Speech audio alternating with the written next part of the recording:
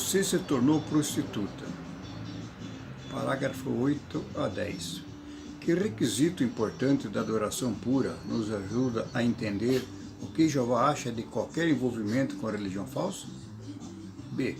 Que ilustração nos ajuda a entender isso? No livro de Ezequiel, Jeová fala de uma prostituta para mostrar como a traição do seu povo o afetou pessoalmente.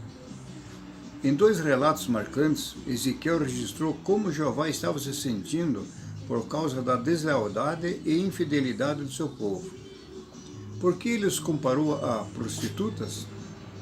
Para entender a resposta, temos primeiro que nos lembrar de um requisito importante da adoração pura que estudamos no capítulo 5 desse livro. Na lei dada a Israel, Jeová disse: não tenha outros deuses além de mim, ou em oposição a mim. Eu, Jeová, seu Deus, sou um Deus que exige devoção exclusiva. Mais tarde ele destacou essa mesma verdade ao dizer: você não deve se curvar diante de nenhum outro Deus, pois Jeová é conhecido por exigir devoção exclusiva. Sim, ele é um Deus que exige devoção exclusiva. Mais claro do que isso, impossível. Para adorar a Jeová de modo aceitável, temos que adorar somente a Ele. Podemos ilustrar isso como o casamento. Tanto o marido como a esposa têm o direito de esperar exclusividade. Se um deles começasse a demonstrar interesse romântico ou sexual por outra pessoa, o outro teria toda a razão de ficar com ciúmes e se sentir traído.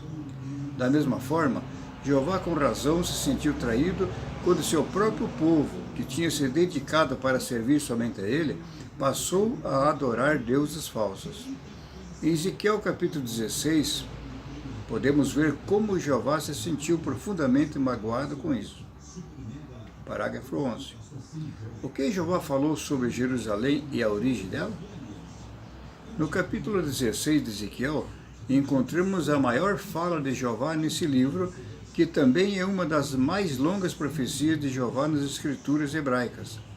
Jeová usa a cidade de Jerusalém para representar a infiel Judá. Ele conta a história triste e chocante da origem e da traição de Jerusalém. No começo, ela não passava de um bebê sujo e abandonado. Seus pais eram cananeus e adoravam deuses falsos. E realmente, até Davi conquistar essa cidade, ela foi muito tempo controlada pelos jebuseus, uma tribo de Canaã. Jeová ficou com pena daquele bebê. Ele limpou Jerusalém e cuidou dela. Com o tempo, ela se tornou como uma esposa para ele. Na verdade, os israelitas que por fim foram morar em Jerusalém já faziam parte de uma nação dedicada a Jeová desde os dias de Moisés e, portanto, tinham prometido servir somente a ele.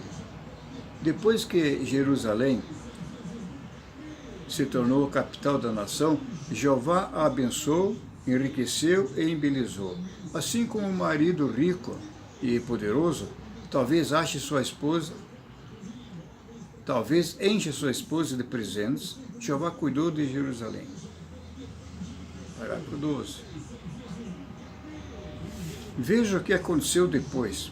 Jeová disse: você começou a confiar na sua beleza e se tornou prostituta devido à sua fama. Você se prostituiu fartamente com todos os que passavam e sua beleza se tornou deles. Nos dias de Salomão, Jeová abençoou e enriqueceu tanto o seu povo que Jerusalém se tornou uma cidade grandiosa e se destacava no mundo antigo. Mas, aos poucos, a deslealdade tomou conta de Jerusalém. Salomão, querendo agradar suas muitas esposas estrangeiras, contaminou a cidade com a adoração de deuses falsos.